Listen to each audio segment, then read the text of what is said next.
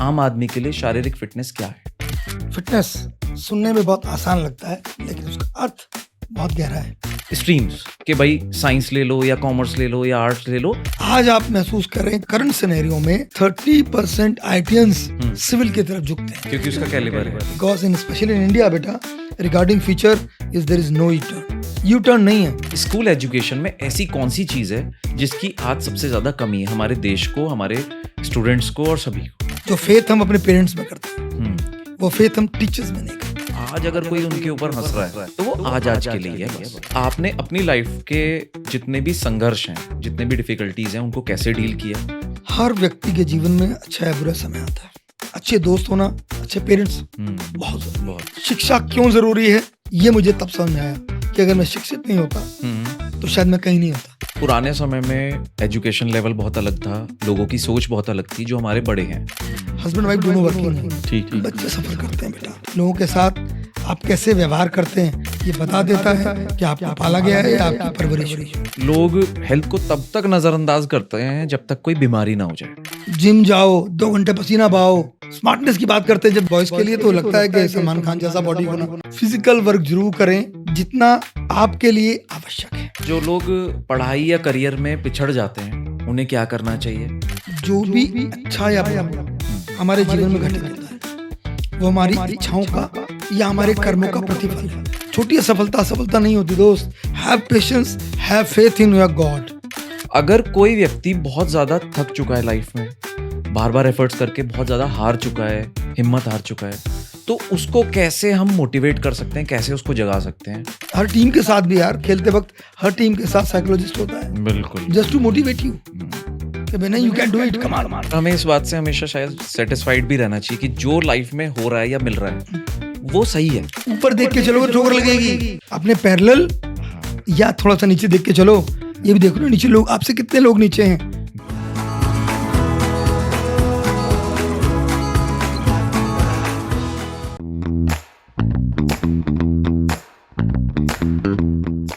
नमस्कार दोस्तों, आप सुन रहे हैं दिशा स्टोरीज, एक ऐसा पॉडकास्ट जहां हम बात करते हैं उन कहानियों की जो सिर्फ इंसानों की नहीं, प्रेरणाओं की दिशा भी तय करती हैं। आज हमारे साथ हैं एक ऐसे शख्स जिनकी जिंदगी शिक्षा, खेल और नेतृत्व की मिसाल है। हम स्वागत करते हैं डॉक्टर विनीत त्यागी जी का।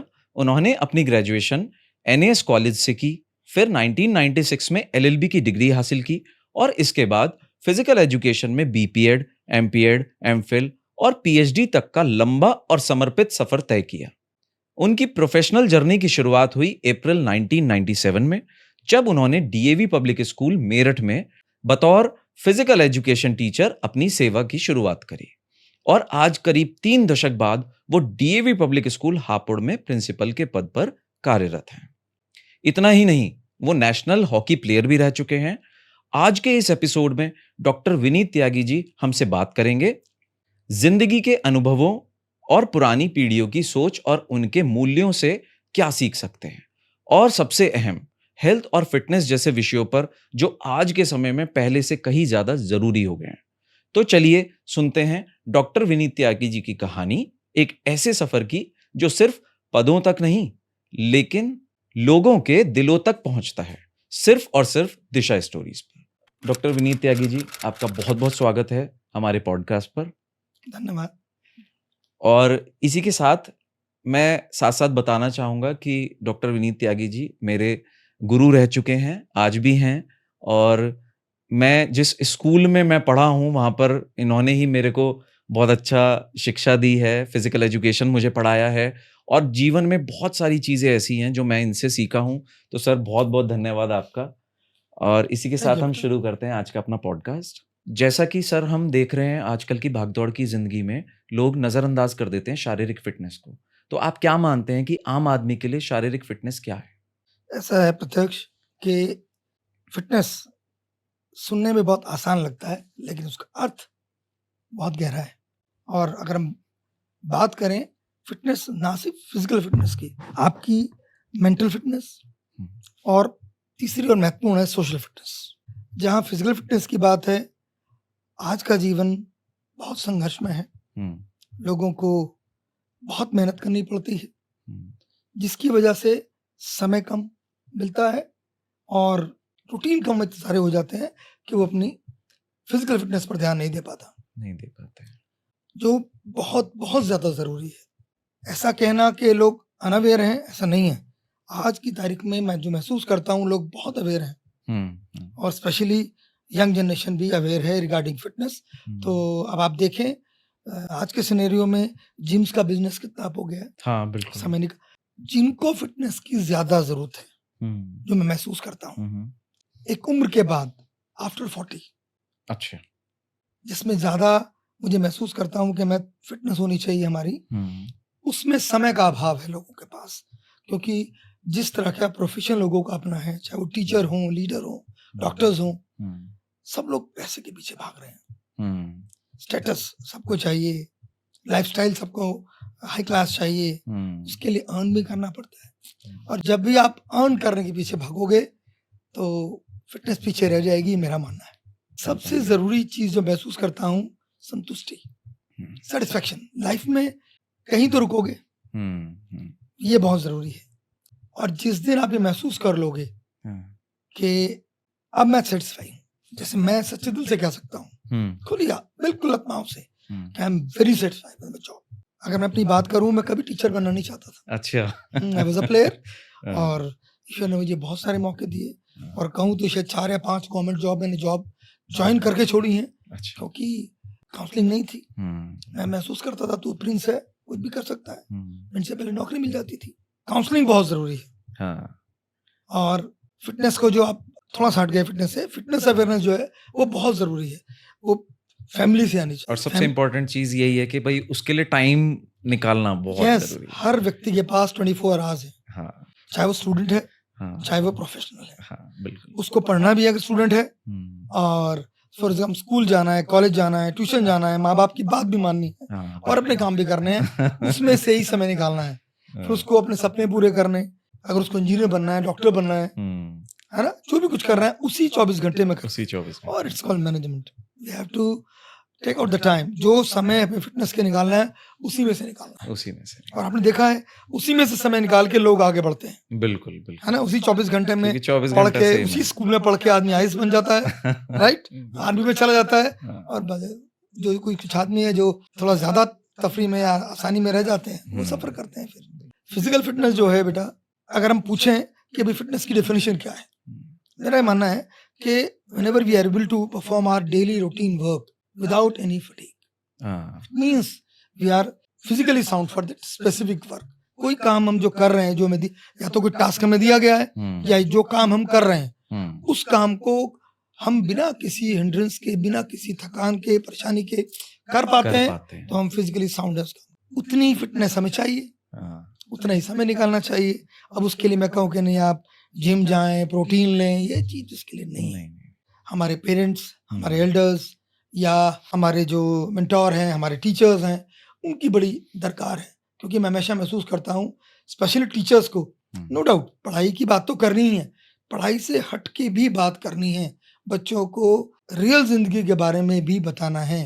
और वो तभी कर पाओगे जब उनसे जुड़ोगे। बिल्कुल। और दूसरी चीज, अगर हम खुद उससे अवेयर हैं तो। हाँ, ये बहुत इंपॉर्टेंट चीज़ है कि भाई हम खुद ही अवेयर नहीं है कि भाई स्पोर्ट्स की या फिजिकल फिटनेस की क्या वैल्यू है, तो हम वो बच्चों को ही कैसे, क्योंकि हर व्यक्ति का अपना एक माइंडसेट है, चाहे वो टीचर है, आपने देखा होगा, कोई साइंस पढ़ा रहा है, कोई फिजिकल पढ़ा रहा है, कोई एसएसटी पढ़ा रहा है, कोई हिंदी, सबका अपना माइंडसेट है। कोई साइंस टीचर है, वो बच्चे को डॉक्टर ही बनाना चाहता है, कोई इंजीनियर ही बनाना चाहता है। अब आप ये तो देखो यार, उसके अंदर टैलेंट क्या है। सब अपने फील्ड के हिसाब से। यस, कहीं ना कहीं थोड़े से हम पार्शल हो जाते हैं, और जो नहीं होना चाहिए। और जहां बात मैं करता हूँ मेंटल फिटनेस की, ये सबसे जरूरी है। स्टेबल होना, मेंटली स्टेबल होना बहुत जरूरी, होना बहुत जरूरी है। सिर्फ पढ़ के नहीं कि मैं आज इंग्लिश बोल लेता हूँ, मैं मैथ्स के क्वेश्चंस को बहुत आसानी से सॉल्व कर लेता हूँ, या सर ने मुझे कहा है कि 400 मीटर दौड़ना है तो मैं उसे दौड़ लेता हूँ, या 40 मिनट्स में फुटबॉल खेल लेता हूँ।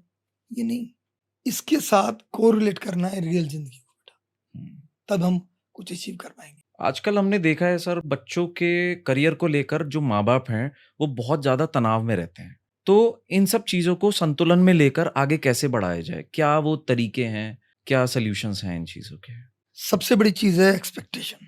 ठीक है। मुझे ऐसा महसूस होता है कि माँ बाप की एक्सपेक्टेशन बहुत ज्यादा हो जाती है। नो डाउट माँ बाप का बहुत योगदान है, वो मेहनत करते हैं, समय देते हैं, फैसिलिटीज प्रोवाइड करते हैं, लेकिन कंपैरिजन नहीं होना चाहिए कि मेरे दोस्त का बेटा ये कर गया, वो आईटी कर गया, वो इंडिया में चला गया। हर बच्चे को ईश्वर ने कुछ ना कुछ दिया है। सबसे पहले क्योंकि family is the first school, माँ बाप को ही अपने बच्चे की कैपेसिटी को, टैलेंट को पहचानना चाहिए और according to interest and his and her talent हम उससे एक्सपेक्ट करना चाहिए। ये मेरा मानना है। यही बात मैं टीचर्स के साथ भी हमेशा कहता आया हूँ कि बच्चों को काउंसल करना बहुत ज्यादा जरूरी है।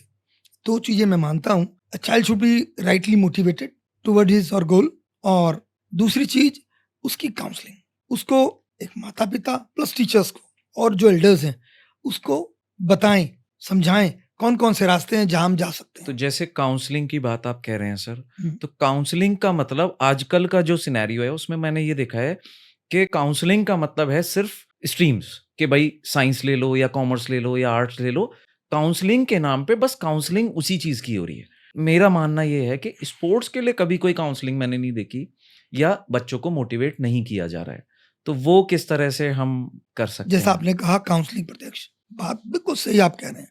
मैं हमेशा स्ट्रीम को लेके ये बात जो आप कह रहे हो कि भाई साइंस, तो साइंस टीचर से बात करोगे हमेशा बच्चे से कहेगा साइंस। बिल्कुल। और मेरा ये मानना है आप बच्चे के एप्टीट्यूड को देखो यार, टीचर सबसे क्लोज रहता है बच्चे के, मैक्सिमम टाइम इन्वेस्ट करता है उसके साथ, उनको मैक्सिमम टीचर्स अवेयर होते हैं, हमें पता होता है कि बच्चे के अंदर क्या पोटेंशियल है, नंबर उसका एप्टीट्यूड क्या है।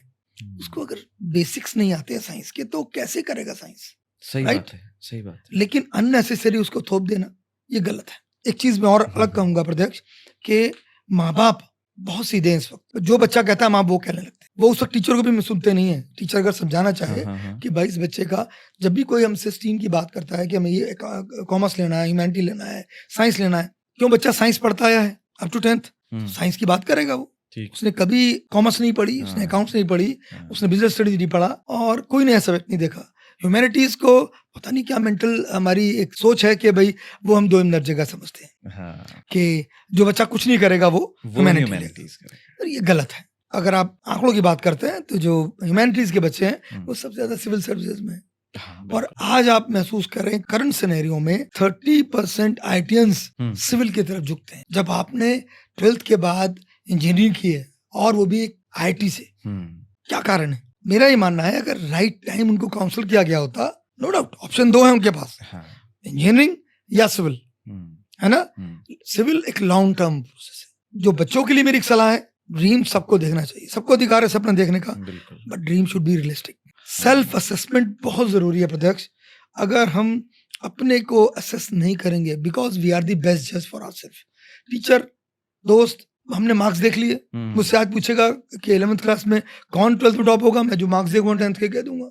सही बात। लेकिन बच्चे को पता है कि मार्क्स कैसे आए, तो वी आर द बेस्ट जज। मतलब बच्चा बेस्ट जज है अगर वो अपने को सेल्फ असेस करता है कि मैं ये काम कर सकता हूँ या कर सकती हूँ। तो मेरा ये मानना है कि अगर वो राइटली मोटिवेटेड है, उसने को सेल्फ असेस किया है, फिर उससे कोई ईश्वर भी नहीं छीन सकता उसके सपने को। ये मेरा मानना है। बिल्कुल। और मतलब मेन बात यही है कि भाई उसको खुद को अगर पता है कि वो किस लेवल पे काम कर सकता है या किस लेवल पे जा सकता है, यस, तो that is the best thing. बिल्कुल। को नो कंपैरिजन दोस्त, कंपैरिजन नहीं। ईश्वर ने हर एक को कुछ ना कुछ दे के भेजा है और समय बदलता है। आप देखिए कई बार ऐसा महसूस होता है बच्चा 10th तक पढ़ने में कमजोर होता है, 12th पिक कर जाता है। कोई कुछ बच्चे 12th तक मार्क्स कम लेके आते हैं, आप देखिए वो जिस, अब तो परसेंटेज की कोई वैल्यू नहीं है। आपको सीबीटी देना है और बहुत से एग्जाम दोगे और सेलेक्ट हो जाओगे, परसेंटेज मैटर नहीं करती। और आप देखिए बच्चे कितना ज्यादा गेन कर रहे हैं। तो ये चीज बहुत अच्छी है जो मैं महसूस करता हूँ कि जो चीज 99 वाला नहीं ले पा रहा है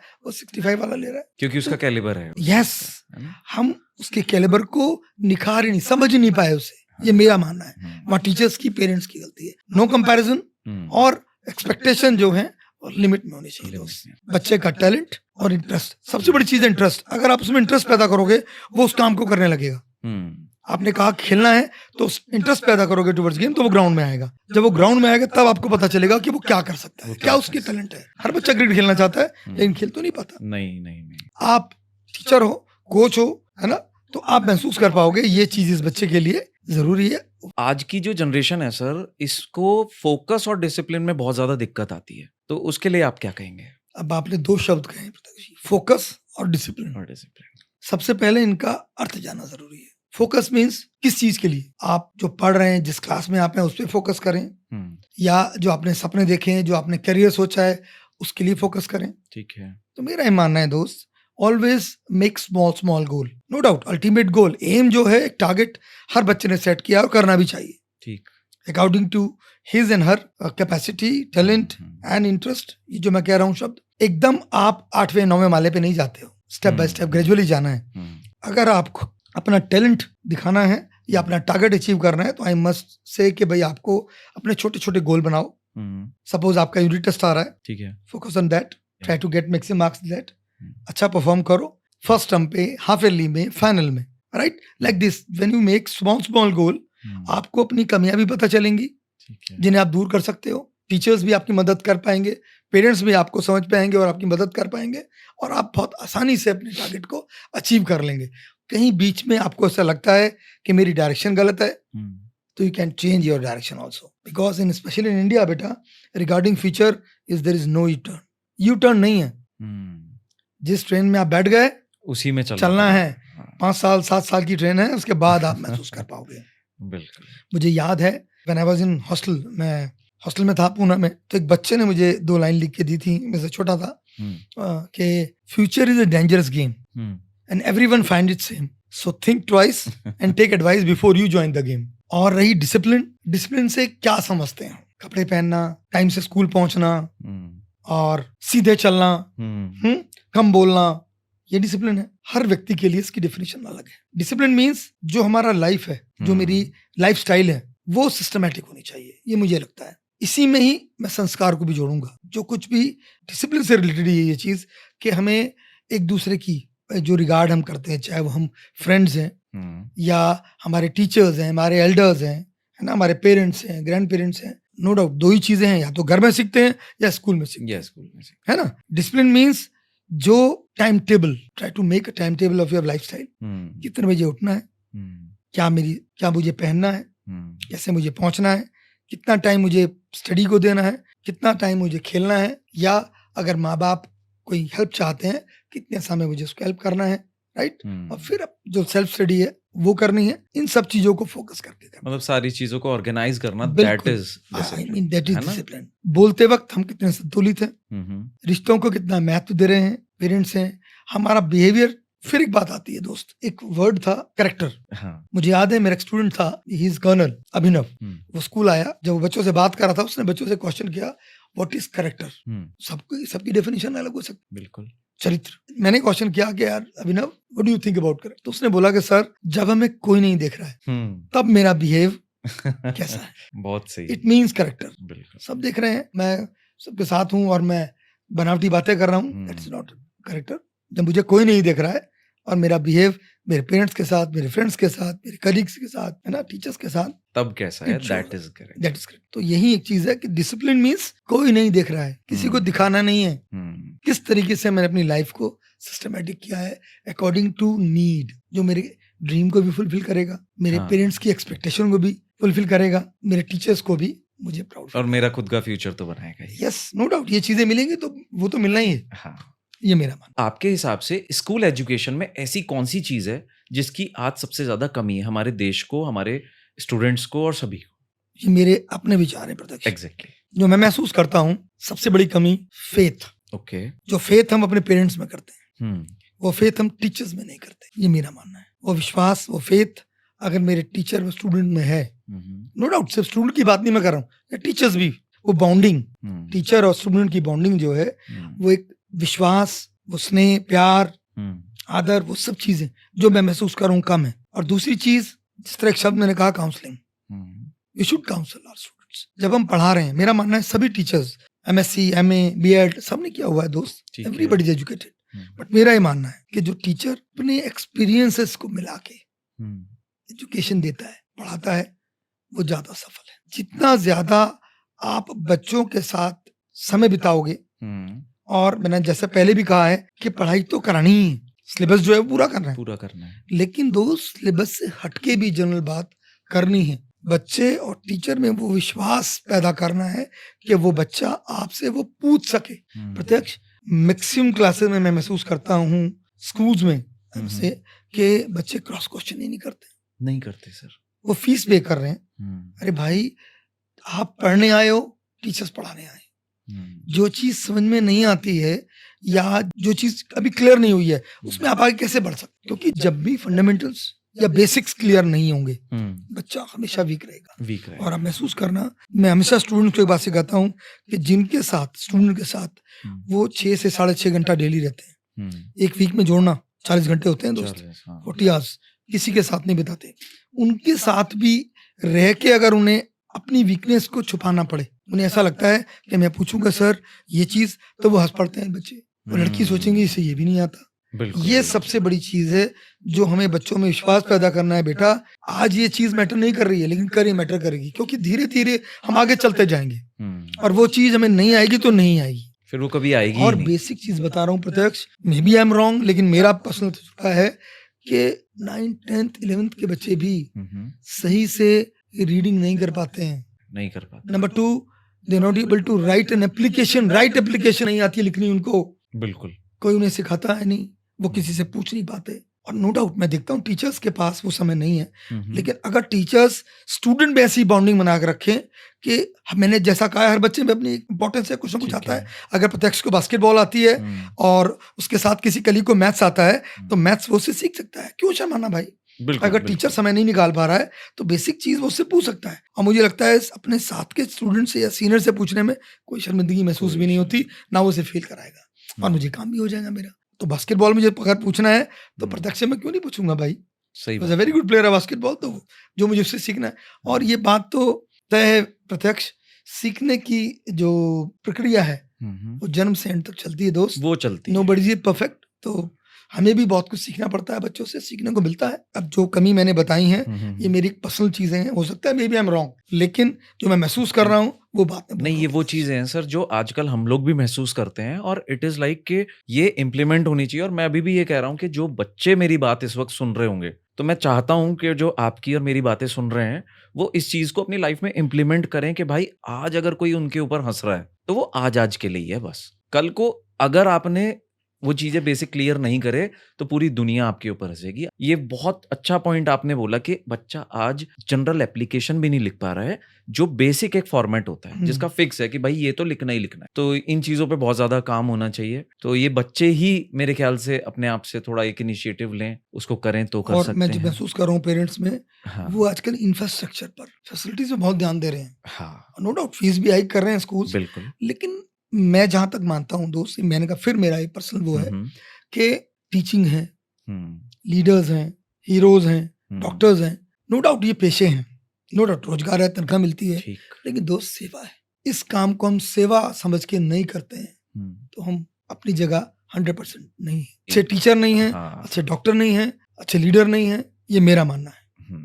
आप देखिए, मैं टीचर और स्टूडेंट अगर बीच में बाउंडिंग बना के चलेंगे ना, कोई मतलब ही नहीं है कि बच्चा कभी पथभ्रष्ट हो, कहीं वो भटक जाए, या टीचर उसको डांटे, या टीचर ने थोड़ा सा कभी उसको हार्श बोल दिया, पनिश कर दिया, तो पेरेंट्स शिकायत करेंगे। कभी ऐसा मौका मेरे साथ नहीं आया।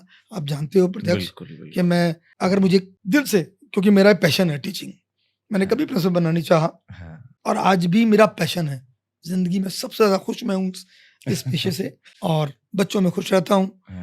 जो प्यार, अपना चीज हमने देखी है उनकी आंखों में दिखती है मुझे, छोटे छोटे बच्चों में भी। क्योंकि मैं एज ए प्रिंसिपल भी डेली नहीं जाता तो दूसरे से तीसरे दिन कोशिश करता हूँ क्लास में जाऊं, हर बच्चे से बात करूं। जब वो उनकी छुट्टी होती है उसके बाद उनको देखूं, बाय करूं, मिलूं, तो एक बॉन्डिंग बनती है। ये मुझे लगता है वो जो बच्चा कम से कम मुझसे बात करना चाहे तो कर सके, खुल कर सके, उसे वो डर ना लगे। यस, एटलीस्ट गर्ल्स को बहुत सारी जरूरत होती है, तो लेडीज के साथ, जो टीचर्स हैं उनके साथ, उनसे बात करें, दीदी से बात करें, अपनी माँ से। हम लोग दूरियां बना लेते हैं जिससे वो बच्चे अपनी एज के लोगों में बात करते हैं, तो फिर सही गाइडेंस नहीं मिलती। जो महसूस कर रहा हूँ सर, सबकी लाइफ में टफ टाइम्स आते हैं, मेरी लाइफ में भी, आपकी लाइफ में भी आए होंगे। तो आपने अपनी लाइफ के जितने भी संघर्ष हैं, जितने भी डिफिकल्टीज हैं, उनको कैसे डील किया? और आज के समय में कोई अगर उन चीज़ों को डील करना चाहे तो उनके लिए क्या ऐसे रास्ते हैं आपके एक्सपीरियंस के हिसाब से जो वो डील कर सकते हैं? वेरी गुड प्रत्यक्ष, आपने कहा नो डाउट हर व्यक्ति के जीवन में अच्छा या बुरा समय आता है ना? बिल्कुल। मेरे जीवन में भी आया था। मैंने आज जैसा आपसे कहा मैं सोचता था तू तो प्रिंस है, हाँ, क्योंकि जब मैं खेला करता था स्पोर्ट्स में उसके लिए बहुत सारी जॉब थी। आपने आज छोड़ी दूसरी मिल जाएगी, खेलो, क्योंकि बहुत कम जिसमें रिटन एग्जाम होता था, ट्रायल हुआ, सेलेक्ट हो गया। हर आदमी का ड्रीम होता है। मुझे संस्ट्रक्टर बनने का बड़ा शौक था। अच्छा, मैंने 2 बार रेलवे ज्वाइन किए, ठीक, वेस्टर्न रेलवे जयपुर डिवीजन अच्छा, ज्वाइन करके छोड़ी है। I was in ONGC. मैं 1 से सवा साल इंडियन एयरलाइंस में रहा हूँ, और क्योंकि खेलता था, मैंने कहा ना बताने वाला कोई नहीं था, जरा सी बात पे छोड़ देता था। 96 बैच में मेरा इंस्पेक्टर में सिलेक्शन हुआ, अच्छा, यू पुलिस में। बदकिस्मती से मेरा एक्सीडेंट हुआ 96 में, मैं ट्रक के नीचे आ गया, तो अच्छा, मैं फिजिकली पुलिस की नौकरी के लिए अनफिट हो गया। ओके, अब आप महसूस करो, प्रत्यक्ष खेती में कर नहीं सकता, बिजनेस में रह नहीं, नौकरी मुझे कोई देगा नहीं।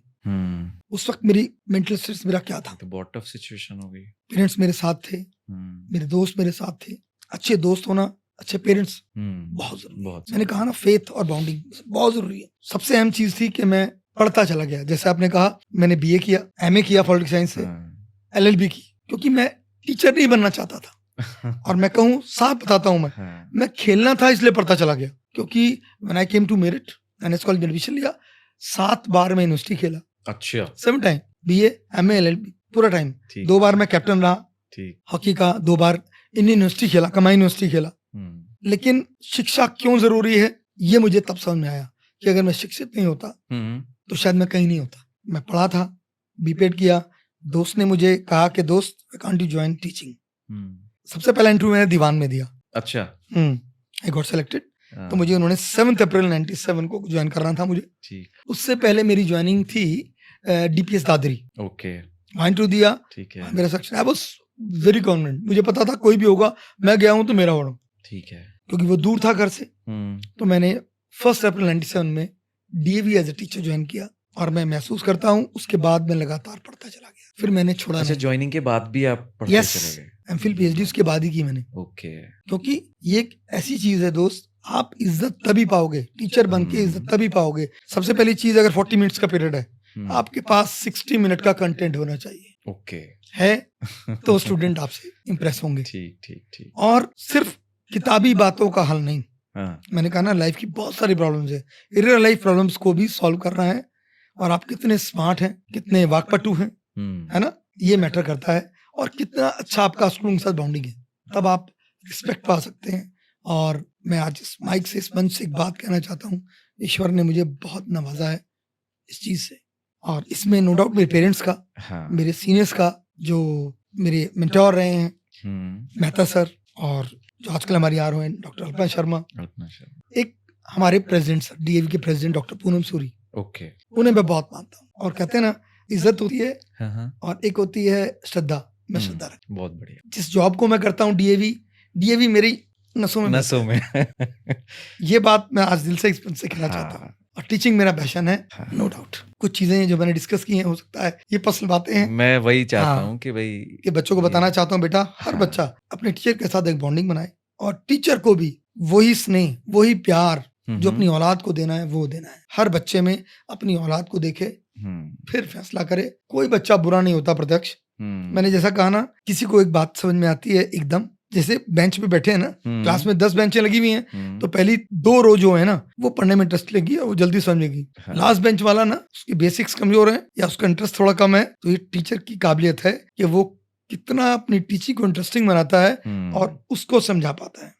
ये टेस्ट है। यस, लास्ट वाले बेंच पे जो बैठा बच्चा है, उसकी अगर समझ में आ रहा है, तभी आप यू आर अ टीचर। बिल्कुल, नो डाउट आपको मेहनत करनी पड़ेगी। हो सकता है कुछ लोग सोचेंगे यार मैं किताबी बातें कर रहा हूँ, सिद्धांती बातें कर रहा हूँ, ऐसा नहीं है। मतलब यही है सर, यही पैशन है। यस, है ना, जब हमने उस प्रोफेशन को ऑप्ट किया है तो यही पैशन है। बिल्कुल, हर बच्चे में अपनी औलाद को देखें और फैसला जो उसके लिए अच्छा है उसको बताएं। बिल्कुल, हो सकता है क्षणिक उसको बुरा लगे। जब हम कहते हैं ना कोई बच्चे को कि यार तुम साइंस मत लो, उन्हें लगता है अरे यार कोई भी प्रिंसिपल टीचर किसी बच्चे को साइंस देने से क्यों मना करेगा यार। हाँ, वो सिर्फ उनका एप्टीट्यूड जानता है, उन्हें पता है कि उसको साइंस समझ में आएगी कि नहीं आएगी, उसको अकाउंट समझ में आएगा कि नहीं आएगा, तब वो बताते हैं उसको कि आप सजेस्ट करते हैं कि आप ये ऑप्ट करो। तो मुझे ऐसा लगता है कि पेरेंट्स को भी, पेरेंट्स का बहुत बड़ा रोल समझना चाहिए और बच्चों को भी फेथ रखना चाहिए कि टीचर्स कभी भी बुरा नहीं होता, कोई बुरा चाहता नहीं है इंटेंशनली। सर, पुराने समय में एजुकेशन लेवल बहुत अलग था, लोगों की सोच बहुत अलग थी जो हमारे बड़े हैं। तो पुरानी जीवन शैली में और आज की जो सोच है, आज की जनरेशन, उन दोनों चीज़ों में आपको क्या अंतर दिखता है? और हम उसको कैसे बाइफरकेट कर सकते हैं, कैसे उसको यूज़ कर सकते हैं लाइफ में? वेरी गुड क्वेश्चन प्रत्यक्ष। ये बात के ओल्ड जनरेशन हाँ, और हाँ। आज की जनरेशन है ना, हुँ, फैसिलिटीज कम थी, स्कूल्स का इंफ्रा उतना अच्छा नहीं था। आजकल मॉडर्नाइजेशन है, लोगों के पास डिजिटल एजुकेशन है एग्ज़ैक्टली। और सभी क्लासरूम एसी लगे हुए हैं, बसेस भी एसी हैं, हुँ, बड़ी यूनिफॉर्म है। मेरा ये मानना है बेटा, जो बुजुर्ग थे हुँ, हुँ, या जो मेरे से पहली जनरेशन थी या मेरी भी मैं कहता हूँ, हुँ। मुझे ऐसा लगता है हमारी ज़रूरतें थोड़ी कम थी। ज़रूरतें कम थी। यस, फैसिलिटीज अगर कम थी तो ज़रूरतें भी कम थी। ज़रूरतें कम थी तो हम मज़े से चले गए। हाँ। घर में भाई-बहन ज़्यादा थे, तो हुँ, केयरिंग भी थी और शेयरिंग भी थी। अभी बच्चे कम हैं, हुँ, तो माँ-बाप उनको लाड करते हैं, हर चीज़ एक आवाज़ पे प्रोवाइड करा देते हैं, तो जिसकी वजह से उनको उस चीज़ की इम्पोर्टेंस उतनी नहीं है, क्योंकि वो चीज़ एकदम मिल गई। एकदम मिल गई। चाहे वो पहनने के लिए शर्ट ही है, शूज़ है, खिलौना है, कोई भी चीज़ है। अगर एक और इम्पोर्टेंट बात मैं करूँ बेटा, थोड़ा और पीछे जाऊँ, हुँ, पहली सोच जितने बुजुर्ग पहले थे मैं उनको नमन करना चाहता हूँ। आज इतना ज़्यादा हम उपभोक्तावाद में या शोशुबाजी में लग गए हैं प्रत्यक्ष। एवरीबॉडी वांट्स स्टेटस, कार चाहिए, मोबाइल चाहिए, हुँ, ब्रांडेड शूज चाहिए, ब्रांडेड क्लॉथ्स चाहिए। कभी ये सोचते ही नहीं है कि यार आप ही महसूस करो कि जितनी बड़े हॉस्पिटल्स हैं, बड़े कॉलेजेस हैं, वो सारी ज़मीनें डोनेट की गई हैं। जो पुराने बुजुर्ग थे, पैसे वाले लोग थे, संपन्न लोग थे, उन लोगों ने अपने क्षेत्र के विकास के लिए, उन्हें नहीं लगा था कि मेरे घर वाले पढ़ेंगे। अगर मैं आज ये 10 एकड़ लैंड ओके। स्कूल को दे रहा हूँ या हॉस्पिटल बनवा रहा हूँ, तो इसमें मेरा इलाज होगा, मेरे घर वालों का इलाज होगा, मेरे बच्चे पढ़ेंगे, ऐसा नहीं है। पूरा मेरा समाज पढ़ेगा, मेरे आसपास के 20-50 लोग, गांव के लोग पढ़ेंगे। ये सोच थी उनकी। लोग प्याऊ लगवाते थे पानी के लिए, हाँ, वो सोच ही खत्म हो गई है। कोई आज की तारीख में डोनेशन की बात करता है, कोई सोचता है ना ना ये तो इतनी महंगी जमीन है, ये तो इतने करोड़ में चली जाएगी, हो सकता है आज। दूसरी बात मेरा ये मानना है बेटा, आजकल हम आज बैठ के ना पुराने लोगों की बात को कम आंक लेते हैं कि यार अगर पापा ने ना ये मकान लिया है, ये मकान वहां ले लिया होता, या मेरे बाबा जी ने आज जमीन यहाँ ली है, अगर रोड साइड पे ली होती तो आज अरबों रुपए की होती। बिल्कुल, बिल्कुल। अरे भाई, उस वक्त को महसूस करो, उन्होंने अपनी सहूलियत के अनुसार सारी जरूरतें पूरे करते हुए उन्होंने वो चीज आपको प्रोवाइड कराई और वो ले पाए। आज उसकी वैल्यू है वो। आज उसकी वैल्यू है। मैं महसूस नहीं करता, ना मैं चाहता, ना मैं सोचता कि मैं आज कभी अपने बुजुर्ग को क्रिटिसाइज करूं या ये सोचूं कि उन्होंने गलत किया। तो मेरी ये औकात नहीं होनी चाहिए, हमारी बिल्कुल, सोच भी नहीं होनी चाहिए। सही बात है। तो ये महसूस मैं कर रहा हूँ। एक मिनट में अपने बुजुर्ग को या अपने पुराने लोगों की ना बातों को दरकिनार कर देते हैं या कमतर आंक देते हैं, या कहीं न कहीं उन्हें गलत ठहरा देते हैं कि Yes. उन्होंने गलत किया होगा उस टाइम। हाँ। और जबकि मैं महसूस करता हूँ ये फ्रस्ट्रेशन हमारी है दोस्त। हुँ, सही वक्त पे सही डिसीजन आप नहीं ले रहे हो।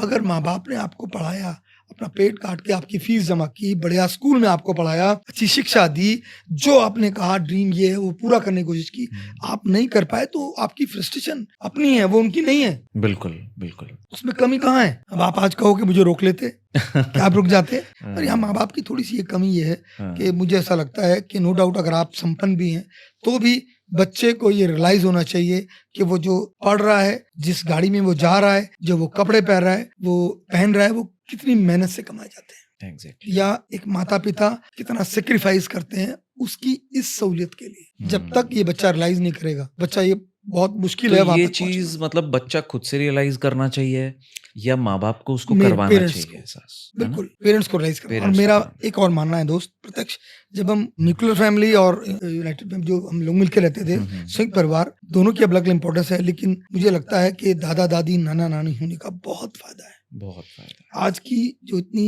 करंट सिनेरियो चल रहा है, फास्ट लाइफ है, हुँ, हस्बैंड वाइफ दोनों वर्किंग हैं, ठीक। बच्चे सफर करते हैं बेटा। हुँ, तो अगर दादा दादी हैं, नाना नानी हैं, तो वो इकोनॉमिकली अगर मदद नहीं कर पा रहे हैं ठीक। तो भी संस्कार के रूप में, डिसिप्लिन के रूप में और जर्नल अवेयरनेस के रूप में क्या सिखा जाएंगे, हाँ, तुम उसकी तुलना नहीं कर सकते आज के पैसे से। मैं 2 लाइन कहना चाहूंगा दोस्त कि फल ना भी देगा, फल ना भी देगा, साया तो जरूर देगा, दरख्त बुराई से ही इस आंगन में लगा रहने दो।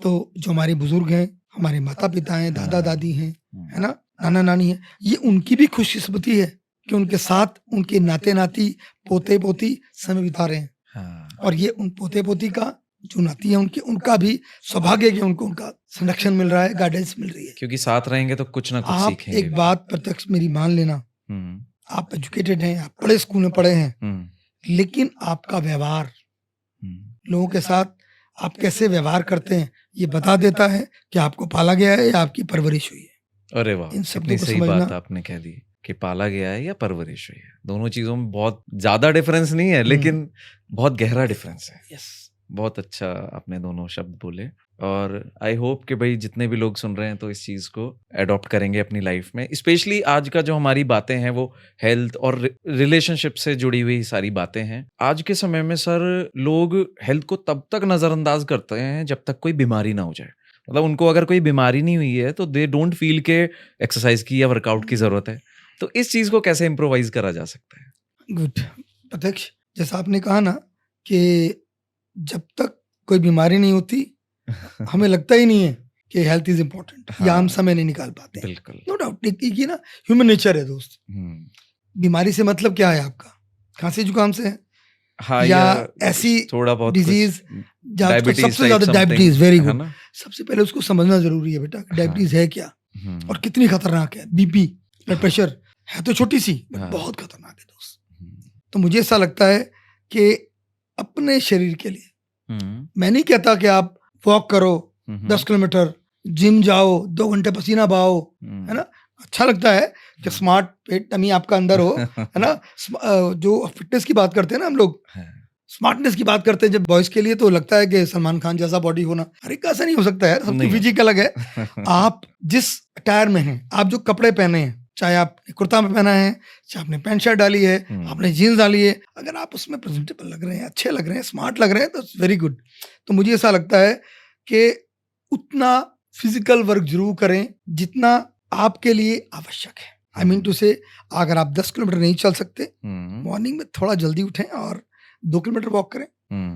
जो चीज लोग बताते हैं लोग बाग कि भाई चाय नहीं पीनी है, शराब या और नशों से दूर रहना है, बहुत असंभव सी बात मुझे लगती है। अच्छा। और जो न्यू जनरेशन है सोचती है यार इन्होंने तो कर लिया, अब हमें मना कर रहे हैं। ये बहुत बड़ा प्रश्न है। ऐसा नहीं है कि वो कोई रोकते हैं। जो मेरा व्यू है वो ये है कि मैं हमेशा बच्चों को, चाहे मेरा बच्चा रहा है, मेरे साथ मेरे भाई बहनों के बच्चे हैं या मेरे स्टूडेंट्स हैं, एक ही बात है, मैं सिर्फ ये बताना चाहता हूँ कि दोस्त इसको करने से ये बुरा हो सकता है। तो अब आप देखें कि इसको करने से आपका फायदा है, नुकसान है, या कब तक आपको करना है, कहाँ तक आपको करना है। रही फिटनेस की बात, वॉक करना है, खुश रहने की कोशिश करना है, जो मेरे पास है उसमें संतोष करने की कोशिश करना है, क्योंकि मेरा ये मानना है यार, देसी भाषा में कह रहा हूँ कि दूसरे का माथा चौड़ा देख के फोड़ के नहीं करना। कोशिश करो उसके लिए, अगर आगे जाना है। सक्सेस के लिए कोई शॉर्टकट नहीं है, ये हमेशा मान लेना कि दोस्त आपने देखा कि वो ऐसा पा रहा है, नहीं ऐसा नहीं, शॉर्टकट नहीं है। तो प्लीज शॉर्टकट से दूर रहो। थोड़ा सा लंबा समय लगेगा लेकिन सक्सेस मिलेगी। फिटनेस की बात है जहां तक, उतना काम, मैंने जैसा कहा, fitness means if you are able to perform your daily work, daily routine work without any hindrance और fatigue, you are physically sound for that work. उतनी ही फिटनेस मुझे लगता है जरूरी है आपके लिए। अच्छे दोस्तों के साथ रहो, अच्छी किताबें पढ़ो, अगर समय मिले अपने बुजुर्गों के साथ समय बिताओ थोड़ा सा, तो कुछ सीखने को मिलता है, रियल लाइफ एजुकेशन मिलती है। और दैट इज क्योंकि मैंने वो चीज महसूस करी है सर, जो बड़े बुजुर्ग हमारे समय में रहे हमारे साथ, उन्होंने हमें कहानी किस्से बहुत सुनाए सर। और वो जो कहानी किस्से होते हैं ना, वो रियल लाइफ के उनके एक्सपीरियंसेस होते हैं, और वो चीजें बहुत कुछ सिखा जाती हैं और हमें लाइफ में एक अच्छा इंसान बनने में बहुत हेल्प मिलती है उससे। बिल्कुल ठीक कह रहे हैं आप। बुक से प्यार, हाँ, और रिलेशंस को इम्पोर्टेंस देना। मैंने कहा ना, दादा मम्मी पापा दादी ताऊ, आजकल रिश्ते भूल गए हैं प्रत्यक्ष। अगर तू दूसरे बच्चे से पूछेगा ना फूफा कौन होता है, शायद ना बता पाए।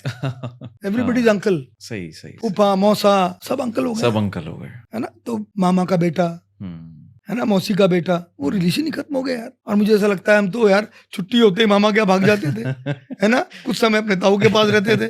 तो सब भाई बहनों की के रिश्तों का पता है, इंपॉर्टेंस का पता है, बुआ का पता है, फूफा का पता है। और मुझे ऐसा लगता है कि पेरेंट्स को ये बातें करनी चाहिए। पेरेंट्स को कौन कौन सा रिश्ता इंपॉर्टेंस रखता है लाइफ में, वो बताना, है ना, किसके साथ कैसा बिहेव करना है, और नो डाउट लिमिट भी बतानी है ना। और जब बच्चा समझदार हो जाता है तो अपने यहाँ लिमिट वो फिर समझने लगता है। यस, मेरी सीमा कहाँ तक है, यही मेरा मानना है प्रत्यक्ष, और यही एक छोटी सी राय भी है। तो सर, जो लोग पढ़ाई या करियर में पिछड़ जाते हैं, उन्हें क्या करना चाहिए? क्या जीवन में कभी देर होना वाकई देर हो जाना होता है? प्रत्यक्ष, आपने कहा पढ़ाई में या करियर में पिछड़ जाना, मैं पहले कह चुका हूँ, specially in India there is no U turn in future. अगर आपने गलत ट्रेन पकड़ी है गलत सपना देखा है, कोई बात नहीं। ठीक है। ईश्वर ने हर चीज, हर व्यक्ति के लिए एक समय तय किया, हर काम के लिए एक समय तय किया है। कहीं आपको लगता है कि आप जो पाना चाहते थे या जो पढ़ना चाहते थे वो पढ़ नहीं पाए, या वो चीज आपको मिली नहीं, तो मैं फिर कहूंगा कि कहीं ना कहीं सेल्फ असेसमेंट में कमी रही है या मेहनत में थोड़ी कमी रही है। क्योंकि जैसा मैं अपनी बारी में सोचता हूँ, कहीं ना कहीं लक भी मैटर करता है। ईश्वर, जो मैं मानता हूँ कि दोस्त होता वही है जो उसने सोचा है। हाँ। हम सिर्फ जैसे गीता में कहा है कि दोस्त कर्म करना फल, कर्म करो, फल तो उसने देना है। आप मेहनत करो और ईश्वर ने जो सोचा है होगा वो। मेरे करियर में भी सब कुछ मिला, मैंने जैसा आपको बताया, लेकिन हुआ वो जो वो चाहता था। और आज मैं बहुत बहुत संतुष्ट हूँ। मुझे नहीं लगता कोई आदमी ये कहेगा कि I am 110% satisfied with my job. बहुत अच्छी बात है। और never is too late.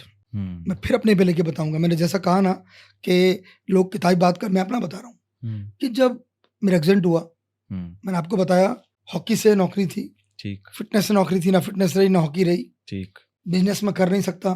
Number 3 खेती मेरे बस की नहीं थी, तो मैं क्या करता। गलत विचार मेरे दिमाग में आए होंगे, लेकिन अच्छे पेरेंट्स, अच्छे फ्रेंड्स और बहुत जरूरी है। Never is too late. एक टर्न आएगा, जरूर जरूर ईश्वर आपको देगा। हर व्यक्ति को समय तय है। क्योंकि मैंने एक बार पढ़ा था, एक बुक है सत्यार्थ प्रकाश, हाँ। उसमें लिखा है कि जो भी अच्छा या बुरा हमारे जीवन में घटित होता है वो हमारी इच्छाओं का या हमारे कर्मों का प्रतिफल है। अच्छा। और एक लाइन और थी कि ईश्वर ने सबको देना है।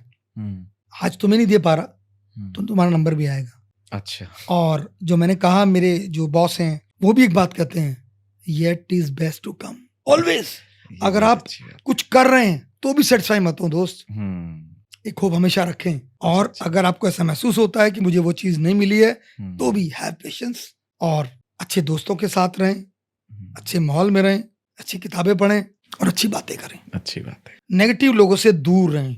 हमेशा बनावटी दोस्त और नेगेटिव थिंकिंग के जो लोग हैं वो हमेशा नुकसान पहुंचाते हैं या फिर हमको थोड़ा पीछे खींचते हैं। Yes, always be a positive thinker. मिलेगा दोस्त, आएगा समय, मिलेगा, है ना?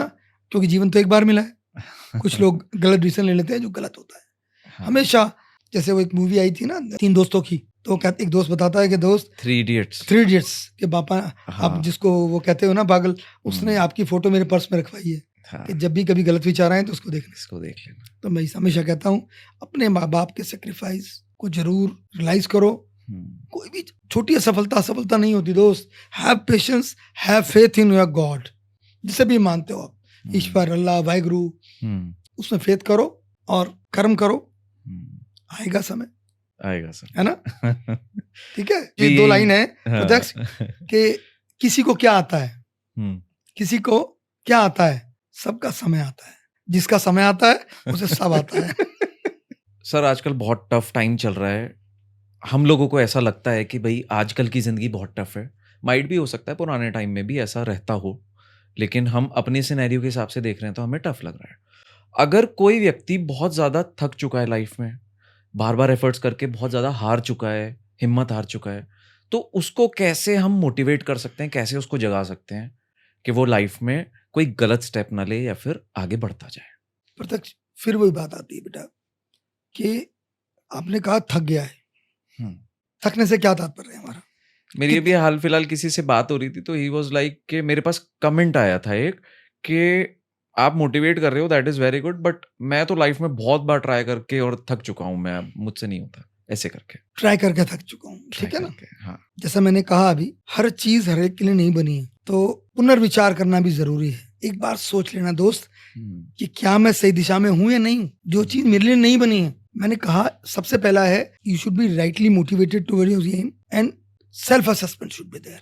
अगर आपने सेल्फ असेस किया है और आपको लगता है कि मैं वो कर सकता हूँ, फिर बड़ा मुश्किल है वो ना मिलना। लेकिन आप जानते हो, आप सिर्फ दूसरों को दिखाने के लिए, अपने माँ बाप को सेटिस्फाई करने के लिए और अपने फ्रेंड्स को दिखाने के लिए किसी चीज को अचीव करना चाह रहे हो और आप जानते हो कि आप उसके काबिल नहीं हो, तो कैसे मिलेगा आपको दोस्त? सही बात है ना? बिल्कुल। कि जिस लिस्ट में मेरा नाम नहीं है, सुबह से शाम तक देखो नहीं है, ऊपर से नीचे तक देखो नहीं है। तो दोस्त एक बार शांति से बैठ के सोचना कि कहाँ गलत हूँ नंबर 2, फिर मैं कहूँगा पेरेंट्स की भी भूमिका ज़्यादा है। अपने बच्चे से बात करें, उसको समय दें, बहुत ज़्यादा एक्सपेक्ट ना करें। और उनके दोस्त, उनकी भी ज़िम्मेदारी बनती है कि हर बात को बढ़ा चढ़ा के ना करना, उसको समझाना। एक सही मित्र बहुत ज़रूरी है दोस्त जीवन में। चाहे वो एक ही हो, बिल्कुल, है ना? कम हो लेकिन अच्छा हो। जैसे कहते हैं ना, कम खाओ अच्छा खाओ, हाँ, वही मैं कहूँगा। कम दोस्त हों लेकिन अच्छे हों, अच्छे हो। जो आपको रियल लाइफ से हम्म, कहीं आपको महसूस कर रहा है कि आप मैं असफल हुआ हूँ, है ना, बता सके कि दोस्त कुछ नहीं है, come on we can do it. हमेशा मोटिवेट, हर टीम के साथ भी यार, खेलते वक्त हर टीम के साथ साइकोलॉजिस्ट होता है, बिल्कुल, जस्ट टू मोटिवेट यू कि भाई नहीं, you can do it, come on. तो वही चीज़ है जीवन में, माँ बाप को भी, दोस्तों को भी, और अगर टीचर्स है, बच्चे को नेगेटिव नहीं बोलना है। नहीं, तुझसे तो होगा नहीं, तू करेगा नहीं, तू ये नहीं कर सकता, तू तो ऐसा है। नो, नहीं नो बोलना कमेंट, नो नेगेटिव कमेंट। ईश्वर ने हर बच्चे में कुछ ना कुछ टैलेंट दिया है, और आप टीचर हो यार, पहचानो उस बात को।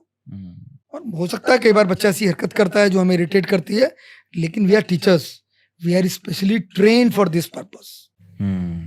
हमें गुस्सा करना, हमें फ्रस्ट्रेशन निकालना, हमें बदला लेना, ये भावना अपने अंदर से निकालनी पड़ेगी दोस्त। इसी तरह मैं कहता हूँ, अच्छे टीचर्स हों, पेरेंट्स हों, दोस्त हों, समय बिताओ उनके साथ, और अच्छी किताब पढ़ो, कभी गलत नहीं करोगे, मुझे ऐसा लगता है। और जब हम मेंटली स्ट्रांग होंगे, फिजिकली स्ट्रांग होंगे, मेंटली स्ट्रांग होंगे, तो यार ये छोटी छोटी परेशानी फिर तो छोटी जीवन में आती परेशानी है, आराम से निकल जाएंगी। तो हमको कर सकते हैं अपनी परेशानी से। हाँ, क्योंकि आज नो हम डाउट कहना छोटी- आसान होता है प्रत्यक्ष, हाँ, लेकिन मैं गुजरा हूँ इससे, बिल्कुल, इसलिए मैं बात बिल्कुल। करता हूँ। और वही है सर, मैं देखिए, बार बार कह रहा हूँ, हाँ, मैं इस शब्द को नहीं कह रहा हूँ कि मैं क्या करता अगर कमजोर होता, तो मैं भी सुसाइड करता। बिल्कुल, बिल्कुल। लेकिन ईश्वर ने मौका दिया, मुझे देता है, हर एक के लिए मौका है, और ईश्वर ने ऐसा मौका दिया, तो हो सकता है मैं आज वहां कहीं भी कुछ और सफल होता तो ना होता। और राइट गाइडेंस बहुत जरूरी है, सही गाइडेंस, जिसे काउंसलिंग कह देते हैं।